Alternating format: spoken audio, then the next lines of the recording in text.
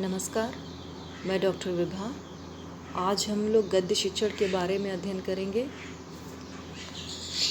तो जब हम गद्य शिक्षण की बात करते हैं तो इससे हम एकदम स्पष्ट होते हैं कि गद्य साहित्य की एक विधा है। और जब भी हम साहित्य की अनेक विधाओं के बारे में बात करते हैं तो साहित्य के क्षेत्र में आज कहानी, उपन्यास, निबंध, लेख आदि की रचना अधिक तीव्रता के साथ हो रही है। लेकिन गद्य के माध्यम से हम अपने दैनिक जीवन में विचारों का आदान प्रदान कर सकते हैं और गद्य साहित्य का क्षेत्र अधिक व्यापक एवं विशाल है। इससे हम साफ साफ देख सकते हैं कि साहित्य की अनेक विधाओं में गद्य का स्थान महत्वपूर्ण है। गद्य कवियों तथा लेखकों की कसौटी है। गद्य शिक्षण भाषा की दृष्टि से गद्य शिक्षण का विशेष महत्व है। साहित्य में गद्य का प्रारंभ यजुर्वेद के मंत्रों को गद्यात्मक रूप से रचना करने के प्रयास के रूप में देखा गया है, किंतु हिंदी साहित्य में गद्य का जन्म 19वीं शताब्दी के प्रथम दशक से माना जाता है।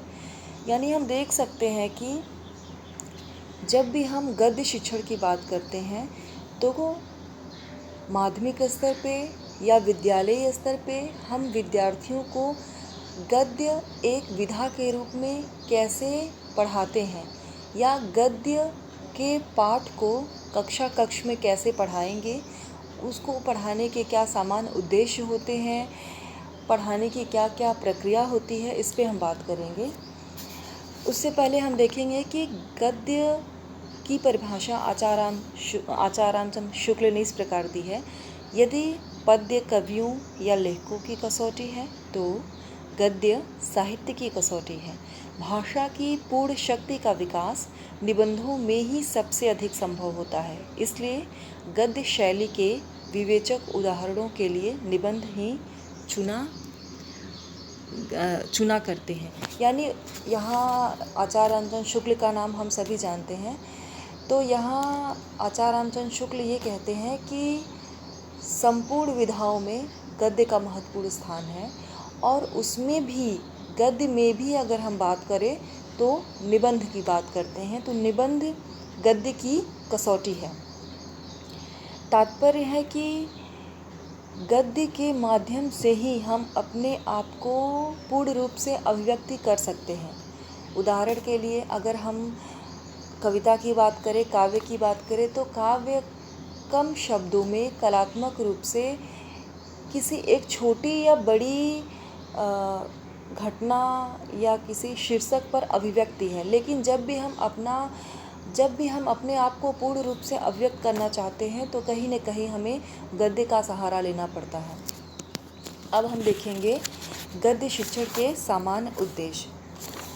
तात्पर्य है कि अगर हम कक्ष में विद्यार्थियों को गद्य पढ़ाने जाते हैं तो गद्य पढ़ाने के पीछे कौन से सामान्य उद्देश्य हैं या किन उद्देश्यों को ध्यान में रखते हुए गद्य विधा या गद्य शिक्षण किया जाता है। सामान्य उद्देश्य से तात्पर्य है कि जो एक लंबी समय अवधि में पूरा किया जा सके। जैसे अगर हम बात करते हैं विद्यालय स्तर पर, था इसका मतलब कि कम से कम 12 साल तो हिंदी गद्य के सामान्य उद्देश्यों को एक कक्ष में नहीं पूरा किया जा सकता, एक साल में पूरा नहीं किया जा सकता। ये एक लंबी समय अवधि की बात है। जबकि जब इसके विपरीत अगर हम विशिष्ट उद्देश्य की बात करते हैं तो विशिष्ट उद्देश्य उन उद्देश्यों को कहा जाता है जो परिभाषित है, जिनको एक निश्चित समय अवधि में पूरा करना है, जिसको एक दिए गए कालांश में पढ़ाने के बाद हम मूल्यांकन के माध्यम से पता कर लेते हैं कि ये उद्देश्य किस सीमा तक पूरे हुए हैं। लेकिन सामान्य उद्देश्यों का पता आसानी से नहीं लगाया जा सकता। तो यहाँ हम बात करते हैं कि गद्य शिक्षण के सामान्य उद्देश्य, जिसमें पहला हम देख सकते हैं भाषा का शुद्ध स्वरूप। जाहिर सी बात है, जब भी हम विद्यार्थियों में भाषा का शुद्ध स्वरूप विकसित करने की बात करते हैं तो ये 1 साल की बात नहीं है, 2 साल की बात नहीं, एक लंबे समय का प्रयास है। यानी विद्यालय जीवन में विद्यार्थियों की भाषा को शुद्ध करने के लिए एक लंबा समय लगता है। तो एक उद्देश्य हो गया भाषा का शुद्ध स्वरूप। दूसरा बात करते हैं वाचन कला का परिमार्जन। वाचन कला का परिमार्जन यानी विद्यार्थियों को एक कुशल वक्ता बनाना, अपने आप में अभिव्यक्त करने की क्षमता को विकसित करना। तो वाचन कला का परिमार्जन तात्पर्य है कि धीरे धीरे विद्यार्थियों में वाचन कला को या अभिव्यक्त करने की क्षमता को शुद्ध किया जाए, उसको परिष्कृत किया जाए और एक उच्च स्तर पर लाया जा सके। उसके बाद बात करते हैं साहित्यिक शब्द भंडार में वृद्धि। गद्य शिक्षण से संबंधित जितने भी या गद्य विधा के अंतर्गत आने वाले जो भी साहित्यिक शब्द हैं, उनमें वृद्धि करने हेतु गद्य विधा का शिक्षण किया जाता है। उसके बाद मानव जीवन के विविध पक्षों की जानकारी। गद्य के माध्यम से हम मानव जीवन के विविध पक्ष जैसे पर्यावरण, राजनीति, मानव मूल्य, इसके अलावा हम देख सकते हैं विज्ञान, यानी साहित्य में जितने भी विषय हो सकते हैं या जिन जिन विषयों पर साहित्य लिखा जा सकता है, वो सभी मानव जीवन के विविध पक्षों की जानकारी प्रदान करते हैं। और साहित्य का मतलब गद्य को पढ़ाने पर हम कहीं न कहीं विद्यार्थियों को मानव जीवन के अनेक पक्षों के बारे में जानकारी देते हैं। अब बात करते हैं अभिव्यक्ति में कुशलता। गद्य के माध्यम से विद्यार्थी में अभिव्यक्त करने की क्षमता विकसित होती है। वो अपने बात को विस्तृत तरीके से भी बोल सकते हैं, अपनी बात को संक्षिप्त तरीके से भी रख सकते हैं। उसके बाद बात करते हैं विविध स्वरूप और तथा उनकी शैलियों से परिचय। जब भी हम गद्य शिक्षण की बात करते हैं तो गद्य शिक्षण के अंतर्गत गद्य विधा की जो विभिन्न स्वरूप हैं और शैली हैं, जैसे अगर हम बात करें मनोवैज्ञानिक शैली या फिर वर्णनात्मक शैली, निबंधात्मक शैली, भावात्मक शैली, यानी कि गद्य को किन शैलियों में लिखा गया है, इसका परिचय हम विद्यार्थियों को गद्य शिक्षण के माध्यम से दे सकते हैं। इसके अलावा आलोचनात्मक दृष्टिकोण का विकास। गद्य शिक्षण पढ़ाने का एक समान उद्देश्य यह भी है कि गद्य को पढ़ाने से विद्यार्थियों में उस विषय पर आलोचनात्मक दृष्टि से सोचने की क्षमता विकसित हो जाती है। वो कहीं न कहीं उसके गुण और दोष को देखते हैं और उसको परखते भी हैं। मानसिक शक्तियों का विकास।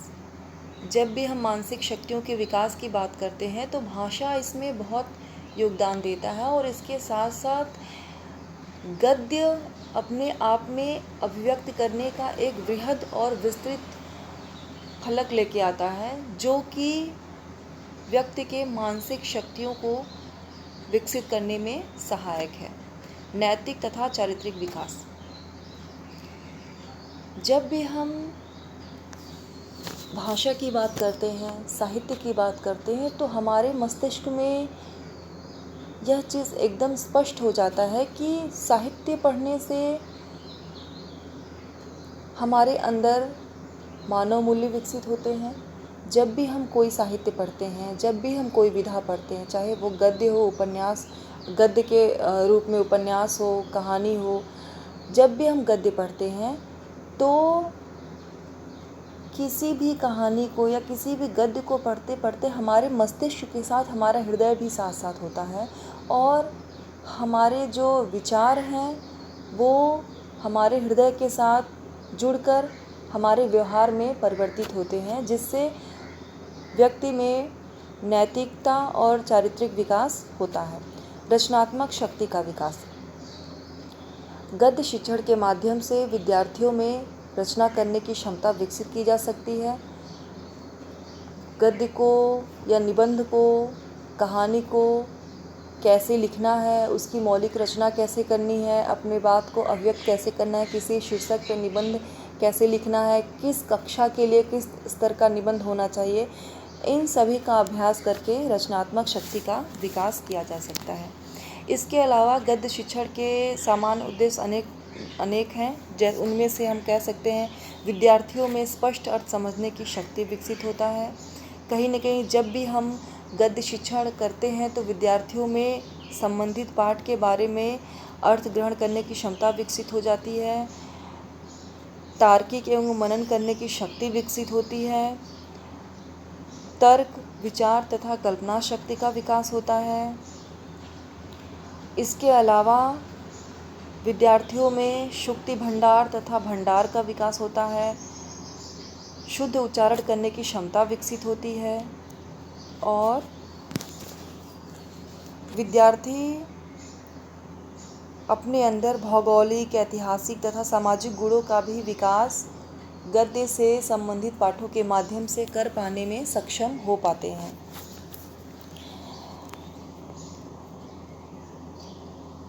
तथा हम ये भी देखते हैं कि गद्य के माध्यम से ही विद्यार्थी वैज्ञानिक और मनोवैज्ञानिक विचारों का आदान प्रदान करते हैं। तात्पर्य ये है कि जब भी हम गद्य शिक्षण की बात करते हैं तो गद्य शिक्षण के माध्यम से विद्यार्थियों में अभिव्यक्त करने की जो क्षमता है वो अपने चरम पर होती है। वो विभिन्न तरीक़ों से अपने विचारों को अभिव्यक्त कर पाते हैं। उनकी अभिव्यक्त करने की क्षमता में शब्द भंडार भी होता है, शुद्ध उच्चारण भी होता है, मनोवैज्ञानिक विचारों को भी अभिव्यक्त कर लेते हैं, कलात्मक ढंग से अभिव्यक्त करते हैं, रचनात्मक शक्ति का विकास होता है। कुल मिला जुला के अगर हम देखें तो गद्य शिक्षण के माध्यम से या गद्य विधा को पढ़ाने का जो सामान्य उद्देश्य है वो विद्यार्थियों में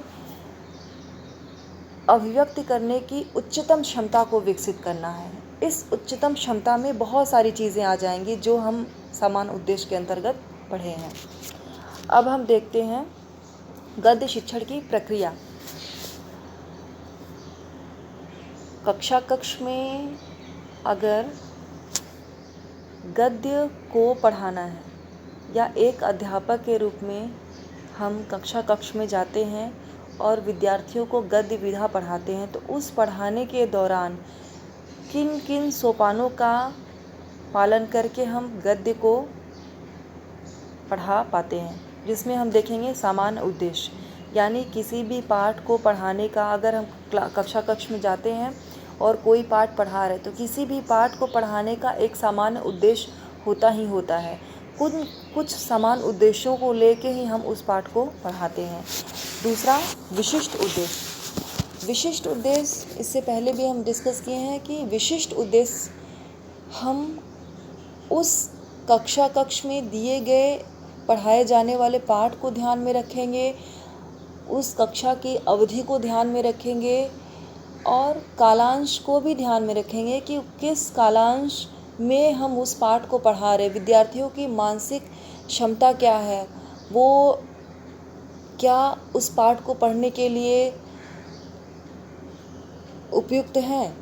उपयुक्तता से तात्पर्य क्या वो, अगर उदाहरण के लिए मान लेते हैं कि अगर वो चौथी कक्षा में पढ़ने जा रहे हैं और शुरू की 3 कक्षाओं में उनसे वो बहुत ज़्यादा एक्टिविटी कर चुके हैं, तो इससे साफ साफ दिखता है कि वो चौथी कक्षा में पढ़ते पढ़ते थकान महसूस करने लग जाएंगे। तो ये भी ध्यान में रखना है कि आप किस कक्षा, किस कालांश में, किस क्लास में पढ़ाने जा रहे हैं, किस पीरियड में पढ़ाने जा रहे हैं। तो विशिष्ट उद्देश्य जब भी हम बनाएंगे तो पाठ से संबंधित होगा और कहीं विशिष्ट उद्देश्यों का जब भी हम उसको जांचने और परखने की बात करेंगे तो मूल्यांकन के माध्यम से ये पता लगाया जा सकता है कि विद्यार्थियों में विशिष्ट उद्देश्य किस सीमा तक पूरा हुआ है। अब बात करते हैं पूर्व ज्ञान। जब भी हम गद्य शिक्षण की प्रक्रिया की बात करते हैं तो वर्तमान ज्ञान को पूर्व ज्ञान से जोड़ते हुए पाठ को हम कक्षा में पढ़ाएंगे। पूर्व ज्ञान को इसलिए ध्यान में रखेंगे क्योंकि जब भी हम कोई नया ज्ञान देते हैं तो उसका एक पृष्ठभूमि होना चाहिए और उस पृष्ठभूमि बिना पृष्ठभूमि के विद्यार्थी नए ज्ञान को ग्रहण करने में असहज महसूस होंगे और जो उनके मनोविज्ञान के अनुसार उपयुक्त नहीं होगा। उसके बाद बात करते हैं सहायक सामग्री। हम पहले से ही निर्धारित कर लेंगे कि संबंधित पाठ हेतु संबंधित कक्षा हेतु किन किन सहायक सामग्री का प्रयोग किया जाएगा, और जब भी हम सहायक सामग्री की बात करेंगे तो उसकी उपयुक्तता के बारे में हमें विचार विमर्श या चिंतन करना आवश्यक है। बात करते हैं प्रस्तावना की। अगला प्रक्रिया प्रस्तावना है। प्रस्तावना के अंतर्गत हम पूर्व ज्ञान का परीक्षण करते हैं। तात्पर्य यह है कि जब भी हम प्रस्तावना के प्रश्न पूछते हैं, या वो प्रस्तावना प्रश्न के माध्यम से हो, कहानी के माध्यम से हो, शिक्षण सहायक सामग्री के माध्यम से हो, या पिछली कक्षा में जो भी पाठ पढ़ाया गया उसके माध्यम से हो, जिस किसी भी माध्यम से प्रस्तावना निकाला जाता है या प्रस्तावना बनाया जाता है, प्रस्तावना के माध्यम से पूर्व ज्ञान को जोड़ा जाता है, वो इसलिए कि पूर्व ज्ञान को जोड़ते हुए हम नवीन ज्ञान की तरफ आगे बढ़ पाएँ। उसके बाद हम उद्देश्य कथन पर आते हैं। नवीन ज्ञान को जोड़ते हैं उद्देश्य कथन के माध्यम से कि आज हम लोग ये पाठ पढ़ेंगे। बात करते हैं प्रस्तुतिकरण की। अब यहाँ पर अगर हम देखें तो सही तौर पे पाठ से संबंधित शिक्षण शुरू हो चुका है। प्रस्तुतिकरण के अंतर्गत अगर हम गद्य शिक्षण में बात करें तो ये शुरू होता है आदर्श वाचन से। एक शिक्षक पाठ का आदर्श वाचन करता है और आदर्श वाचन करने के बाद विद्यार्थियों को ये भी सुझाव देता है कि आदर्श वाचन करते समय या अनुकरण वाचन करते समय या वाचन करते समय किन किन सावधानियों का ध्यान रखना चाहिए, पुस्तक पकड़ने का उचित तरीका क्या है, शुद्ध उच्चारण कैसे करना है, विराम आदि चिन्हों को ध्यान में रखना है, खड़े होने का पोजीशन क्या है, यानी कि कुछ सावधानियों को बरतते हुए वाचन करने का सलाह देता है। आदर्श वाचन के अंतर्गत वाचन के अंतर्गत आदर्श वाचन भी आएगा, उसके बाद अनुकरण वाचन। इससे सीधा तात्पर्य है कि पहले शिक्षक आदर्श वाचन करता है, तदुपरांत विद्यार्थियों से अनुकरण वाचन कराया जाता है। फिर बात करते हैं उच्चारण अभ्यास की। उसमें जो भी कठिन उच्चारण है शिक्षक के माध्यम से उसका अभ्यास कराया जाता है। उसके बाद काठिन्य निवारण, कठिन शब्दों के अर्थ का निवारण किया जाता है। ये काठिन्य निवारण विभिन्न युक्तियों के प्रयोग के माध्यम से किया जाता है। जैसे अगर हम काला शब्द का अर्थ बताना चाह रहे हैं तो हम काला को बोलेंगे अंधेरा, और इसको और स्पष्ट करने के लिए छोटी कक्षाओं में हम इसका विपरीत शब्द भी ले सकते हैं। ये युक्ति हो गया। विलोम शब्द काला सफ़ेद, यानी कहीं न कहीं हम विलोम शब्द के माध्यम से, पर्यायवाची के माध्यम से, संधि विच्छेद के माध्यम से, जिन भी तरीक़ों से हम उस शब्द को सरल कर सकते हैं हम उसका सहारा लेते हैं, और यही सहारा लेना युक्ति का प्रयोग करना कहलाता है। बात करते हैं मौन वाचन। अब विद्यार्थियों से थोड़ी देर मौन वाचन के लिए कहा जाएगा। विद्यार्थी शुद्ध उच्चारण करने के बाद, अनुकरण पाठ करने के बाद, काठिन्य निवारण होने के बाद अब उस पाठ को मौन रूप से पढ़ के उसके अर्थ को ग्रहण करेंगे, उस पर गहन चिंतन करेंगे ताकि उनसे विचार विश्लेषण के प्रश्न पूछे जा सकें। और शिक्षक इसके माध्यम से ये भी देख सकता है कि विद्यार्थी कितना सीख पाए हैं, विद्यार्थी विशिष्ट उद्देश्यों को किस हद तक पूरा कर पाए हैं, या शिक्षक अपनी कक्षा में विशिष्ट उद्देश्य को किस सीमा तक पूरा करने में सफल हुआ है। उसके बाद श्यामपट्ट लेखन कार्य। वैसे तो श्यामपट्ट लेखन कार्य एक सोपान के अंतर्गत नहीं, वो शुरू से ही चलता आएगा।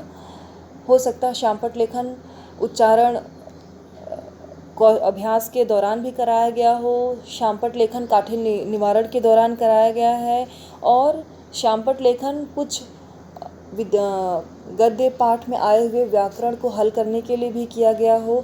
तो श्यामपट्ट लेखन एक सोपान के रूप में हम देखेंगे, लेकिन इसके अलावा हम ये भी देखेंगे कि श्यामपट्ट लेखन संपूर्ण कक्षा कक्ष के दौरान जहाँ भी उचित है उसके हिसाब से चलता रहता है।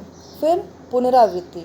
अब यहाँ मूल्यांकन के प्रश्न की बात करेंगे कि विद्यार्थियों में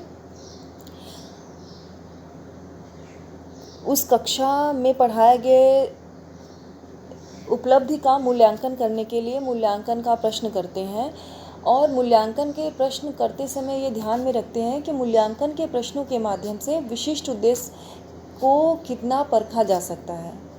तदुपरांत गृह कार्य देंगे। गृह कार्य घर के अर्थात घर के लिए का। यहाँ मैं एक चीज़ बोलना चाहूँगी कि ये जो गद्य शिक्षण की प्रक्रिया है वो विभिन्न विश्वविद्यालयों में, विभिन्न महाविद्यालयों में थोड़ा बहुत इधर उधर हो सकता है। सामान्यतः अगर हम बात करें तो एक गद्य शिक्षण के सोपान के अंतर्गत हम सामान्य उद्देश्य की बात करते हैं, विशिष्ट उद्देश्य की बात करते हैं, प्रस्तावना के अंतर्गत पूर्व ज्ञान हो गया, उद्देश्य कथन की बात करते हैं, प्रस्तुतिकरण की बात करते हैं, उसमें कहीं विकासात्मक प्रश्न हो गया, मूल्यांकन के प्रश्न हो गए, बोधात्मक प्रश्न, ये विभिन्न रूपों में हो सकता है। पर एक प्रस्तुतिकरण की बात करें या एक सोपान की बात करें तो सामान्यतः इन्हीं सोपानों को गद्य शिक्षण के अंतर्गत हम लागू करते हैं। धन्यवाद।